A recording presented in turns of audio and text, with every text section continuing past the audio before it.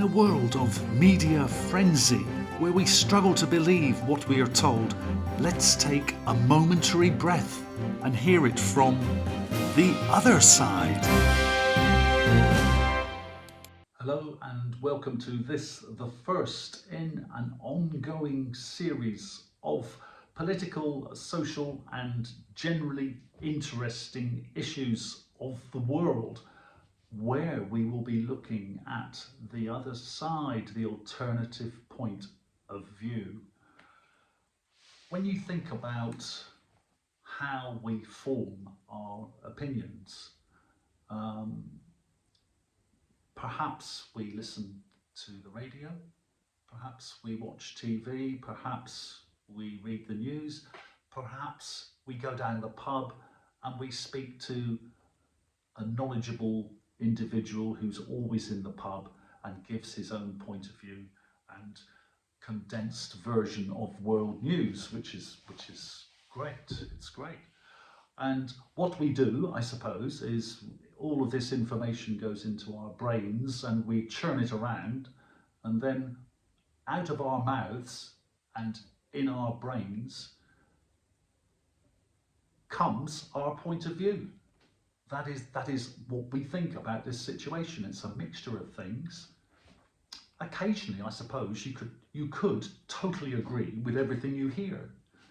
If it's a matter of a choice, or do you like this or don't you, then you say, all of you lot may like it, I don't like it. That's great, isn't it? You're being an individual. You're giving your unique point of view because you don't like it. You just don't like it, and you don't agree with anyone. That's marvellous, isn't it? That independent thought is so great. So the whole idea of this channel is, if you think about that, is that sometimes other people have a different point of view. They see things maybe from inside an organisation, maybe from outside an organisation looking in, maybe from an outside an organisation looking out. They don't all have your point of view, and good luck to them, good luck to them. And isn't it great that they don't have your point of view? It would be a boring world, wouldn't it, if we all had the same point of view? And living in a tolerant society, isn't it great that we can hear another point of view? Or if we don't like it, should we just cut it off? Should we just shut those people up? I don't like that point of view. Shut up. Maybe that's better. Is that a better idea? I used to watch on mainstream TV in the UK until quite recently a programme called Russia Today. It wasn't my favourite. I used to watch CNN News. I used to watch the BBC News. I used to watch a few, and sometimes I used to flip on and I used to have a look at RT, Russia Today. It's a state, not state run, but it's a state, it promotes the Russian state and it gives the point of view of people from Russia. And I thought, what a great idea. I can tune into that. I don't have to believe it. I can tune into it and I can hear that point of view. I want to do that. And I saw some incredible interviews. Isn't it great when you get somebody from, for example, United States, politician, senior politician, isn't it great when they come under fire from a reporter from another country? Even some could say, well, they probably would these days, a hostile country. A hostile interview from a hostile correspondent representing a hostile country. Wow, isn't that great? I want to see that. And I did.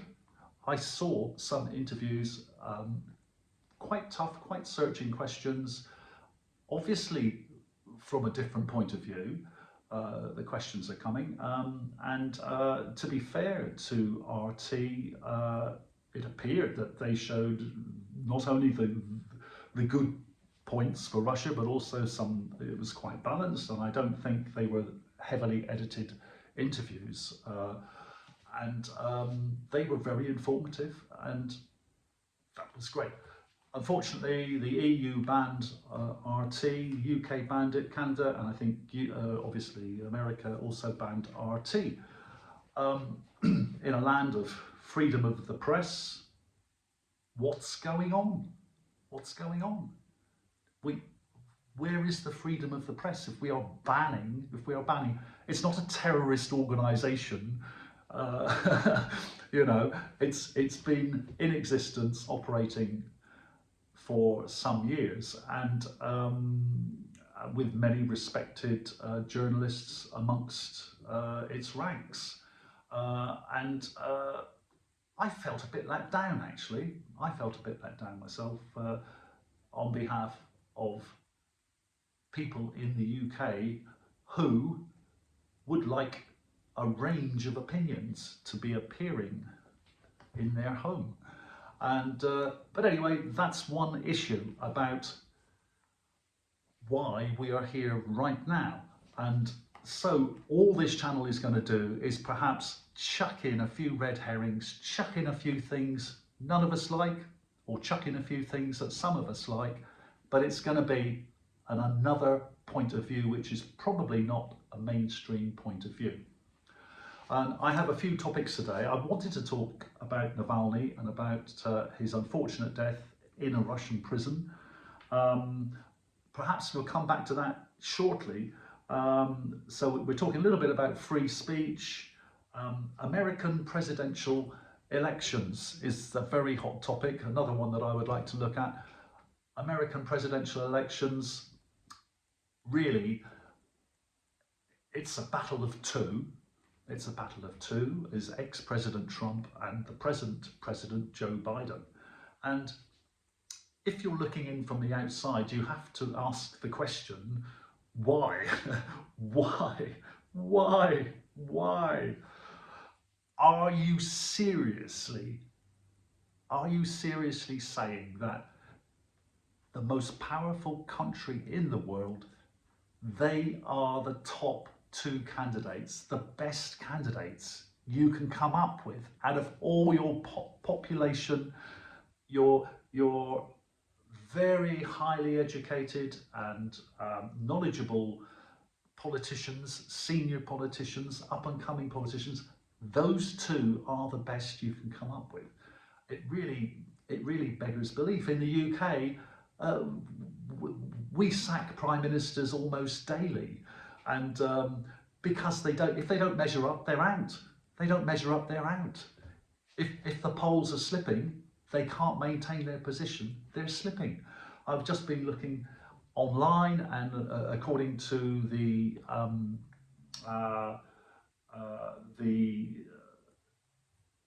it was taken in December 2023, and I think they would call it an approval rating of Joe Biden. He has the lowest approval rating for a long time. It goes right back, I think, to President Truman. So he's the most unpopular since ever. And guess what? In its great wisdom, the Democratic Party have decided to prolong this flailing career and relaunch, perhaps revamp. I don't know, I'm not quite sure what they're going to do, but back into the fray. Mr. Biden, you're the only one we have, unfortunately, so you've got to go in for another few rounds. But he is getting on a little bit. You know, he makes numerous errors of memory. He's the butt of international jokes. There's a whole series of Biden jokes on YouTube Shorts and probably everywhere on the media, actually. Actually, it's not only Biden who makes mistakes, of course. Trump, I heard Trump make a mistake, a president's name. I think he mistook Obama for another president, I forget, but he also makes mistakes. He also says quite stupid things at times. He doesn't fall over Or maybe he does fall over. He does fall over, doesn't he? Once or twice, but he doesn't do it quite as frequently as Biden physically falling onto the ground. But don't worry, guys, because Mr. Biden, President Biden, has gone to the doctors, and apparently he has a clean bill of health. He's perfectly healthy. But there was one little omission from that doctor, and that was that they didn't do a test of mental faculties. They didn't test the guy's brain. Obviously, many years ago, President Roosevelt, despite his physical condition, unhealthy condition, his brain was fully functioning, and he was able to make very strong, important decisions at an important time at the end of the Second World War. But is Biden of the same mold? That's what you have. He's physically okay, but it seems really, if you are the butt of international jokes, it's really time to move on, isn't it? I think move on and go to pasture, I think is the phrase. I think the time is up. Moving swiftly on, I want to put this to you. Russia is a bad country with a bad infrastructure, with bad people and a bad government. That's the idea that is being propagated at the moment on YouTube, everywhere really. It's part of the process of characterizing what the Western world sees as an unfriendly, aggressive country. And it's no good just saying it has a bad government. It doesn't really, bad government, it doesn't really work, that, does it? Because that's just the government. Maybe they could change the government, who knows? Maybe it would change. But it seems it's not enough. It's not enough. You have to go a little bit deeper and criticise. I heard the infrastructure. The infrastructure of Russia is failing, apparently. The cold is affecting the infrastructure of Russia, and the whole country is falling to pieces because of a failure of infrastructure. That was one criticism I heard on one YouTube channel. And it's strange if you just surf around the internet looking at YouTube channels. It's strange the things you see, but there is an undercurrent. This is the undercurrent.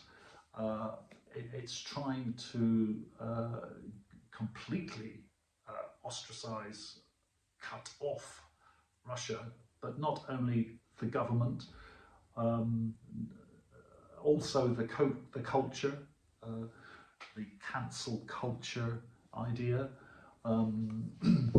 They don't have any good writers, Tolstoy.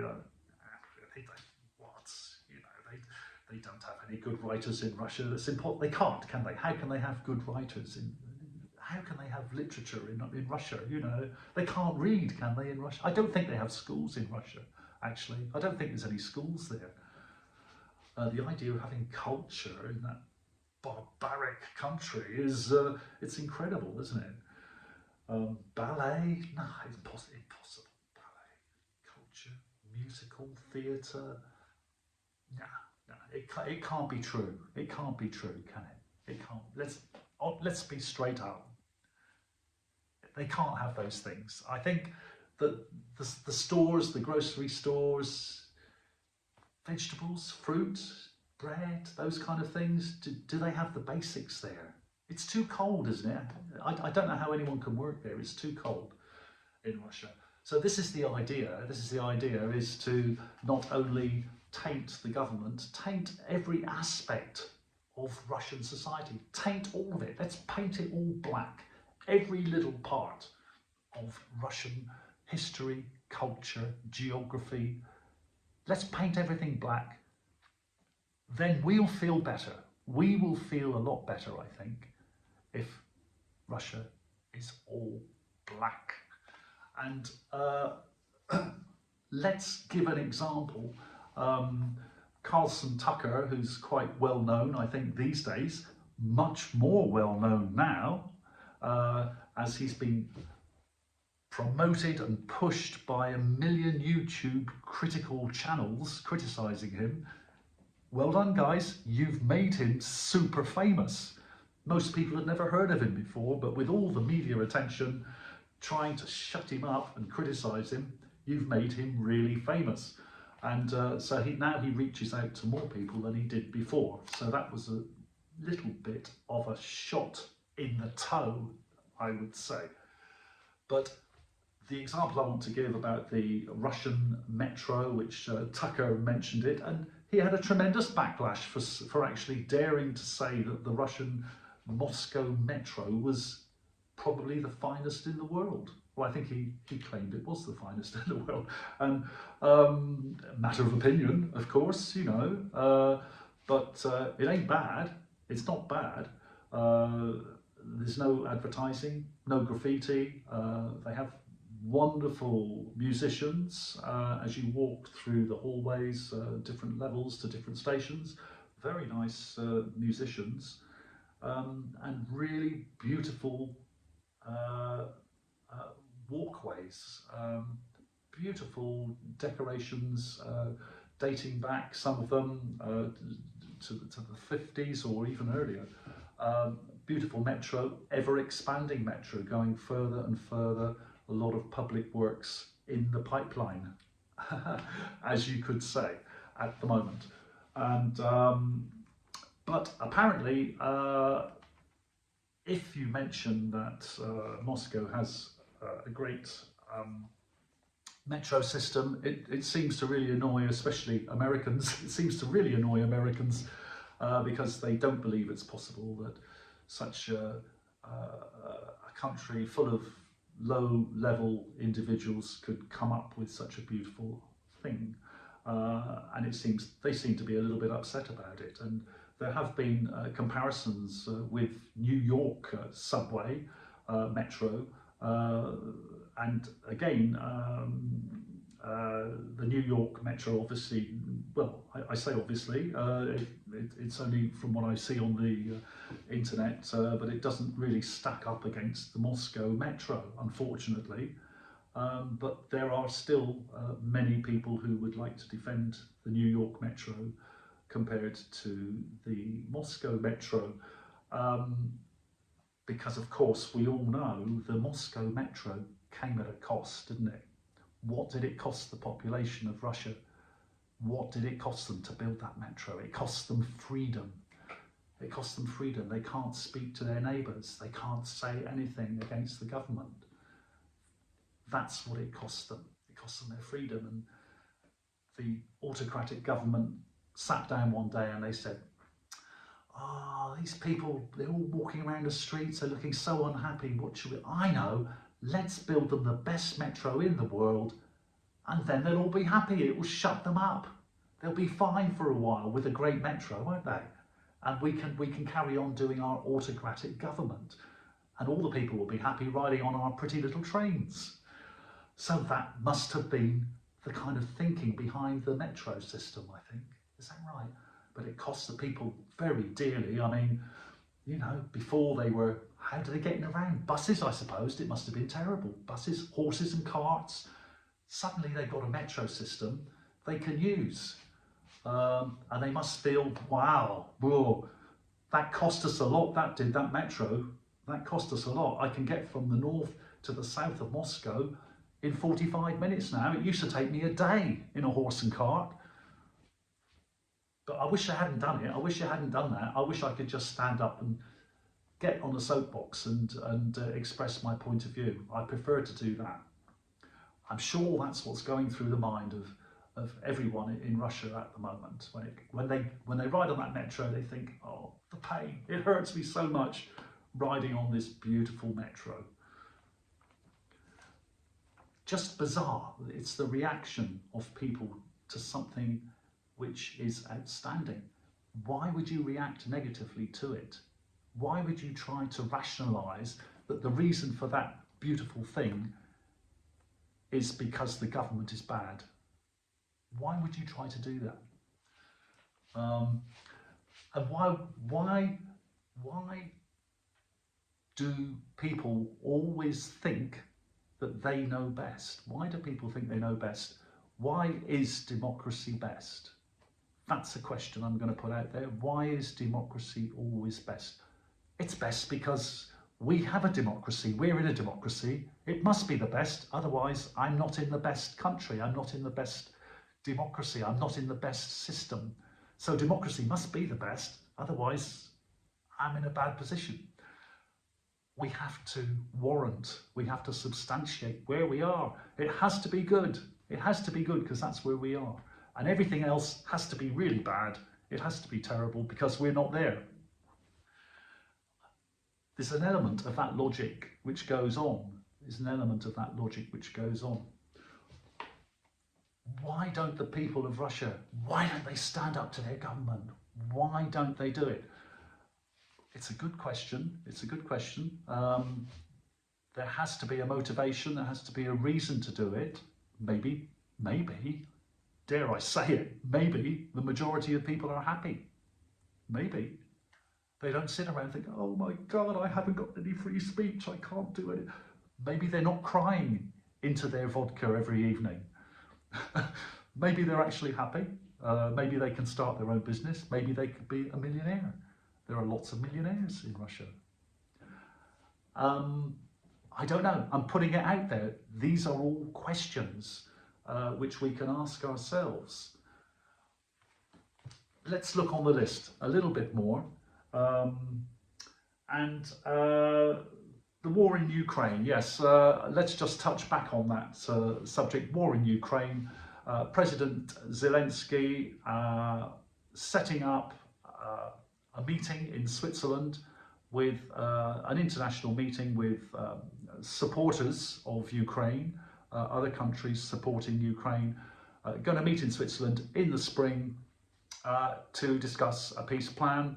And I don't know why they're waiting. Why are they waiting? Why is the time frame bit later in the spring, eh? You know, there's not much happening at the moment. We might as well, let's put it off a few days. I've got a few things going on. Let's do it sometime in, not an exact, sometime in the spring. I think that's good enough. It takes a while to get all the lads together, get everyone together, go and have a chat about this war. Guess who is not on the guest list? It's a very interesting omission in this peace plan. Not on the guest list is Russia. Russia, or a Russian representative. Sorry, not invited to this one.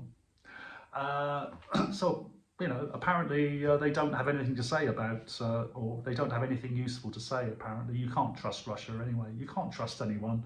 They always lie, so you can't really have a discussion with them, can you? So best to make a peace plan on your own, really, isn't it? In the privacy of your own kind of building with your buddies. Have a little peace plan. Let's knock it out. Let's say what we want. Yes, yes, I think we'll have Crimea, Donetsk. Yes, let's have that. We'll sort out a nice peace plan, and then we'll tell Russia what the peace plan is, and I'm sure Russia will give it a quick look over, and I'm sure they'll just say yes, that's fine. Yeah, let's stop all this silly nonsense with guns, and let's all go home, shall we? I think that's how it's going to pan out. You know what? Let's be optimistic about it. Why don't they just hurry up? Why don't they just hurry up? Get on a phone, you know, or send an email. You know, there's some quite modern technology these days which enables leaders of countries to contact each other. If you don't want to speak directly, if you don't like him, you can use, it's called an intermediary. You can call somebody in the middle, a middleman, and get your message through. But you can do it probably, wow, these days, a couple of hours, your message would probably get through, even if the internet is bad, you know. I'm sure in Russia, you know, with their very low speed internet, it might take a day or two actually to get that email through to Moscow. Oh, Moscow, it's a big country, isn't it? So I think the Russian internet is probably probably about as fast as a horse and cart. So if you send an email from Washington, it's going to go flashing over the Atlantic all the way to the Russian border, and then we just have to wait because those, you know, the old the little clock which measures the rate of transmission is. I don't think they have clocks over there actually that do that. So it may take a while to get that email through to President Putin, but I'm sure it would be quicker than waiting until the spring, getting down to Switzerland with the buddies on a jolly little holiday and racking up something together which is totally meaningless without Russia. Well, that's a little rant. That's my introduction to everything. And I wanted now to move on and let's talk about Navalny. The question about Navalny is that looking on the internet, and in this case, I don't want to just come up with things and say things and then you'll come back to me and say, where are you getting this from? You're making it up. I don't make it up. I'm trying to pass on impressions that are available to anyone on the internet. And this one I was just looking at was a response to a post, and it's by Indie #Free Julian Assange. And it says, for those who don't read between the lines, the National Endowment for Democracy, or NED, is a CIA front for regime change operations worldwide. They fund dissident organisations in countries they want to destabilise under the cover of humanitarian aid. And that's very interesting. Probably the average man walking down the street hasn't heard of the National Endowment for Democracy, I would guess. And looking on Wikipedia, the National Endowment for Democracy is a quasi-autonomous, non-governmental organ in the US founded in 1983 to advance democracy worldwide by promoting political and economic institutions such as political groups, trade unions, free markets and business groups. Well, it's a very grand kind of mission statement, isn't it? And advance democracy worldwide.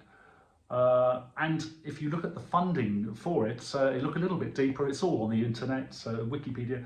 The National Endowment for Democracy receives an annual appropriation from the US budget, included in the chapter of the Department of State budget destined for the US Agency for International Development, and is subject to congressional oversight even as a non-government organisation. So this mysterious National Endowment for Democracy group is funded by the US budget.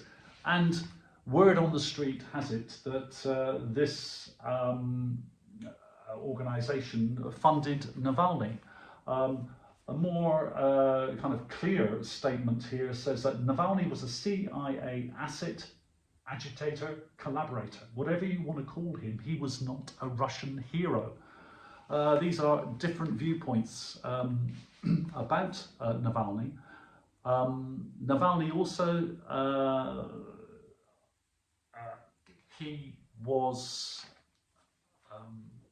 he attended Yale University for, I think, a period of about 8 months. And again, trolling through the internet, you can see that there are claims he was recruited by the CIA whilst at Yale by somebody in his year who was either a CIA agent or connected to the CIA in some way, some links with the CIA. And during this time, he became a pawn of the CIA. and during this time, he was originally a nationalist with reasonably extreme views, but his viewpoint kind of moderated a little during this time, and from this time onwards, he became more of a critic of Putin, a Putin critic. I think it's easier to criticize people than to propound your own original ideas. And so he got quite a lot of mileage after that from criticizing Putin, which is probably taking it to another level. So this was the theory, and in many ways, this whether this is true or not, I can't confirm it. I can't confirm that. Maybe somebody else can. I haven't been devoting my life to studying the background of Navalny for very long, and but just the few superficial facts which anyone can come across are available on the internet. And the other big point is that Navalny wasn't a filmmaker. Did he make films? Did he have a history of filmmaking in his career? I don't think so. I don't think he did. And but suddenly there he is. He's making a film about him, about himself.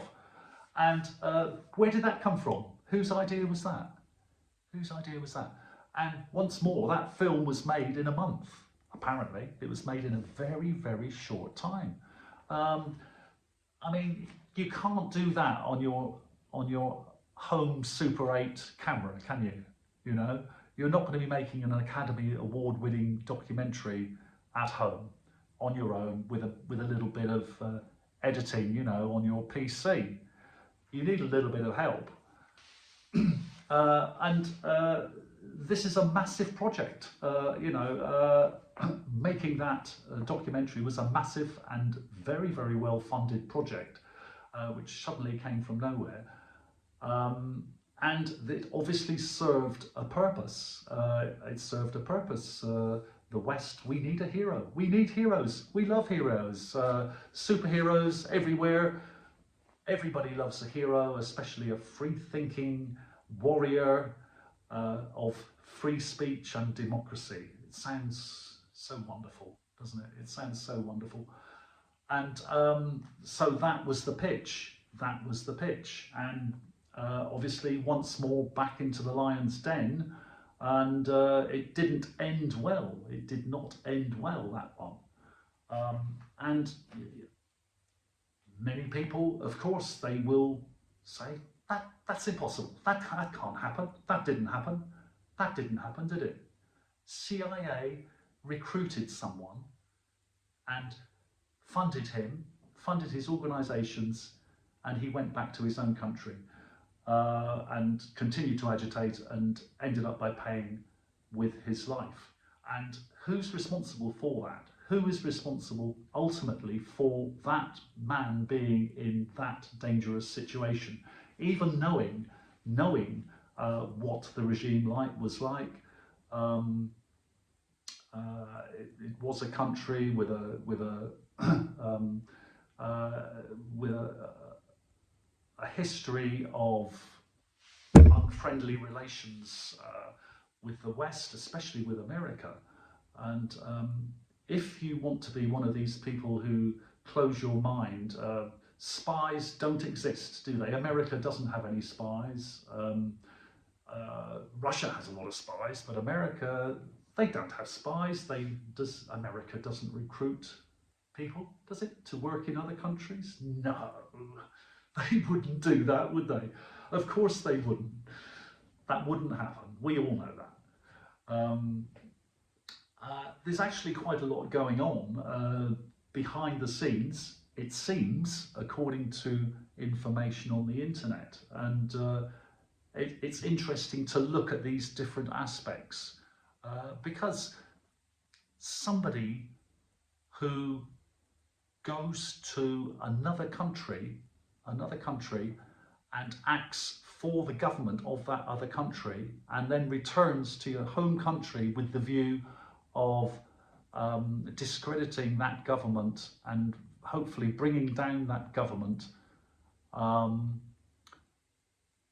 especially in a time of, I don't think the war had actually started at that time. It was back in 2020, before the war, but at a very uncertain time. It really is going back into the lion's den, and it didn't end well. And somebody is responsible for that. Someone is responsible for that, and eventually the truth will come out, I think, about what actually happened there, what actually happened in terms of recruiting, promoting, pushing forward what was possibly a pawn of the CIA back into Russia. In Russia, in that case, he is more of a traitor than a hero, much more of a traitor than a hero in that case. And if that were known, if that evidence were presented to the Russian people en masse, there is a lot of fake news, obviously, in Russia. It's not all the truth. There's fake news everywhere. There's fake news everywhere. And especially on both sides, it's been publicly very clear to see that both sides tend to diminish the number of casualties that they are receiving, which I think is probably quite a normal course of events. But at the end of the day, it's lying, and it's lying to the public. So to pretend that everything that the governments of various countries says at any one time is always true is a little naive, perhaps. Perhaps we are all a little naive. I'm not pointing any fingers at anyone. But in summary, let me put a cork in this bottle for today and say thank you if you're still here at the end of this rant. Thank you for still staying with me, and I will be back at some point with some other important issues of the day. Have a great day. Bye-bye.